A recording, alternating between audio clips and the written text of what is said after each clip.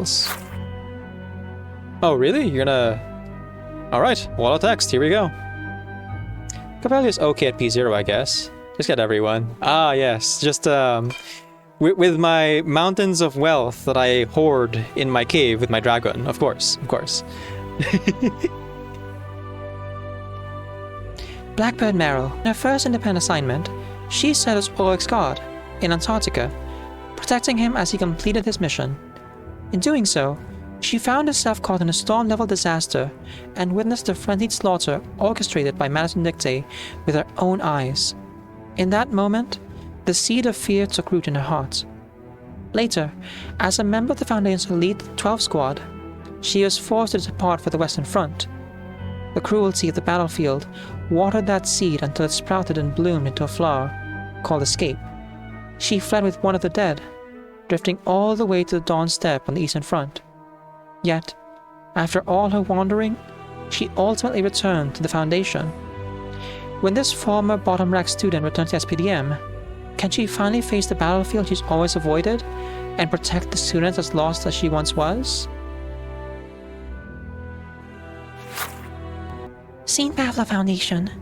As part of the PAX House, also known as the PAX Security Council, it has long been committed to promoting peace, culture, and related economic development within the international Arcanist community.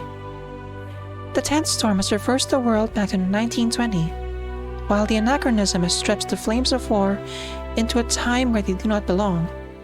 The Foundation decided to join the armistice talks as a third party, only for a great fracture to appear within its own ranks.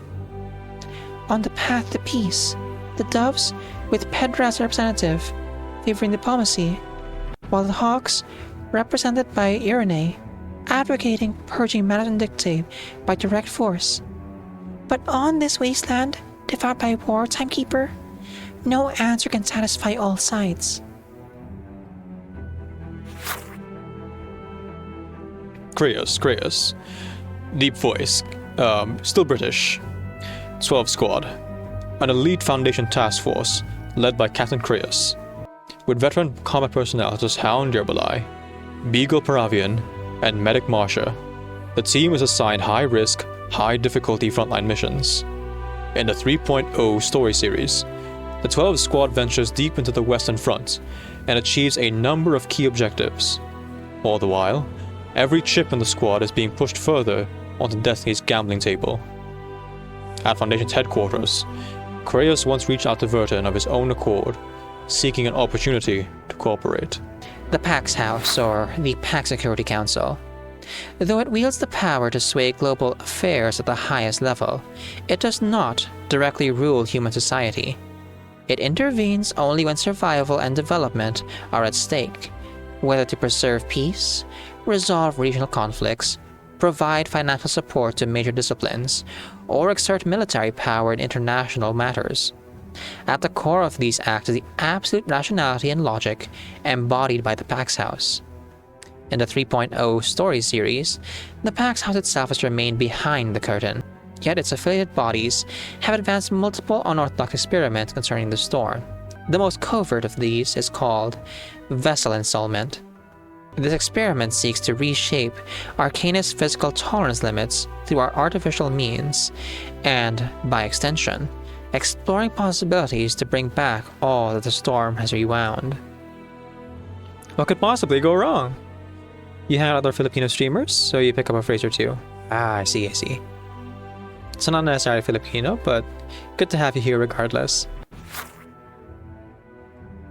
Miss Stranger. A spy planted by the Foundation within Madison Dictay. During the battle in Antarctica, she used her arcane mods to help Verton and the others escape danger. Yet, the phototaxis took a far greater toll on her body than expected, and her condition deteriorated rapidly. After being retrieved by the Foundation, she's entered a long period of recovery. Now I think about it, she's basically like Anna from Attack on Titan.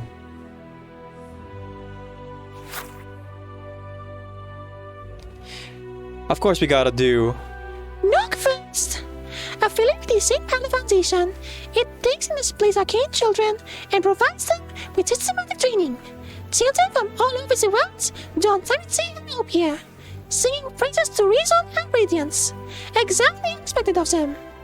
This seemingly sacred and untouchable academy has survived every storm unharmed, leading people to see it as the safest refuge. Yet, within this assumed refuge, a crack has quietly been formed. When the peaceful campus faced an unprecedented upheaval, the children raised beneath its grey and white diamonds. Still remember their principles and teachings. For peace. May the peace be with us. Ah, of course. Institute in Lawrence. To study chaos, one must first immerse themselves in it. Institute in Lawrence is a mysterious organization dedicated to this cause. Hidden within the Laplace Scientific Computing Center, for years, it has quietly grown beyond the center's site. Though its members maintain their public roles in Laplace, they also discreetly operate at sites of arcane phenomena, all to investigate chaotic energy. In the 3.0 story series, Eagle also joins the LSCC as an intern and is assigned to the Storm Observation Center. Now, the seemingly inexperienced assistant inches closer and closer toward the edges of chaos theory. I do wonder what will happen. Arcana and Manus Vindictae. They return to the station of the 10th storm in a manner beyond dispute. In Antarctica, Arcana declared her resurrection to the world, dragging the era into the flames of 1920 with a flood that swept across the globe. This ritual not only proved that she never truly perished, but also revealed a chilling fact that she willingly sacrificed herself to lure every resistor into a carefully woven trap. Arcana has shown no intention of slowing down since her revival. She exploited the disorder of the war-torn era to fan the flames of her own battle, pulling both human armies and arcane powers into the same quagmire. With the Eye of the Storm here once more, just how much will be left for opponents on the chessboard? Not much, I'm afraid. Material supply. Ah, okay. Unwelcome visitors shatter the campus's calm before the morning bell can even chime.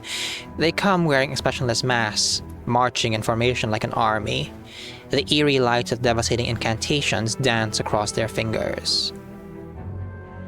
Alarms blare through the empty hallways, and only static remains in the comms channel. As part of the security assistance team, you must gather the emergency supply crates scattered across campus without delay, patrol every corner that could be overrun, and escort trapped students to safety. The security team provided your operation outline. Complete the key objectives first to receive action points, clear drop times 30, and a lucky draw item key times 1. Invite friends to form security team. The whole team shares action points. Once your action points reach the required level, all team members can claim the corresponding rewards. And the supply crate coordinates have been marked on the map. When you have a key, tap a supply crate to draw from it. Tap here to check the status of defense against Manus Vindictae. Rewards will unlock once the server-wide total of open supply crates reaches the specified progress. Is there voice acting to do here, or is it just opening these crates? Let's find out. Standard supply crate. Swipe up to open the crate. Hey, nice! I immediately got clear drops. I don't know if that's scripted or if that's from the lucky draw, though. Oh yeah, straight up. That's from the lucky draw. Okay, so every crate here is apparently the lucky draw, actually. Building details are marked on the map. Tap to view them.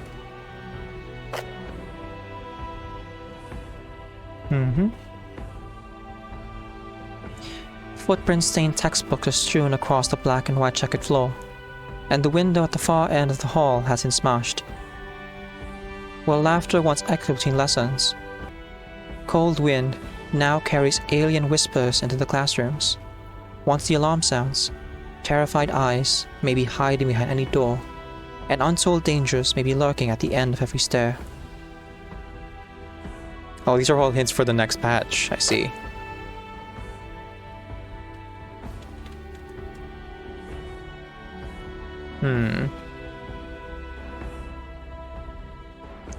It casts an enormous shadow over the schoolyard.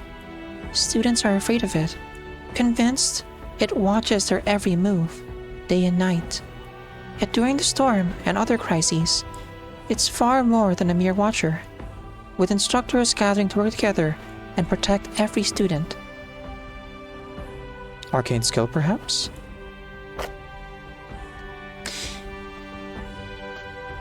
Ooh. Those dark figures wandering near the library entrance. It's terrifying. Are we gonna make it out of this alive, Mr. Neto? Don't be afraid. Team Timekeeper will protect everyone. The #1 place to be after class, between dull, advanced textbooks and fun casual reads, there's something for every student here. With enough patience, you are sure to find a book that makes study time surprisingly pleasant.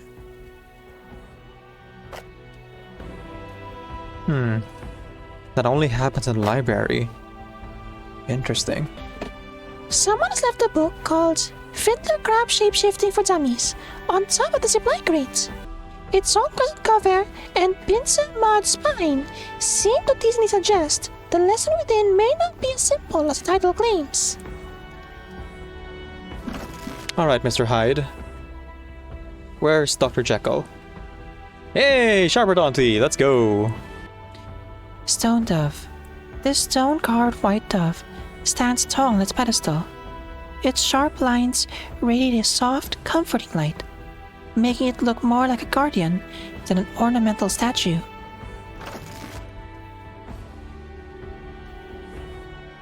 Aho!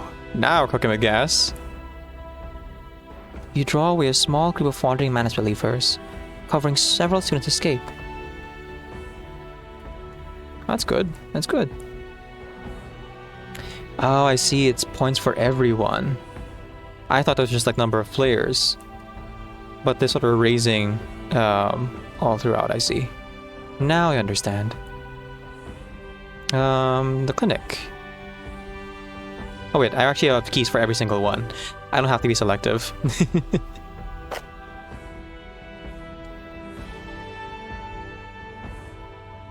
For a worn tooth, arcane weapon, a cold, hard metal shell encases this lethal arcane device. It will be your trump card for protecting the younger students against Manus Indicte's assault.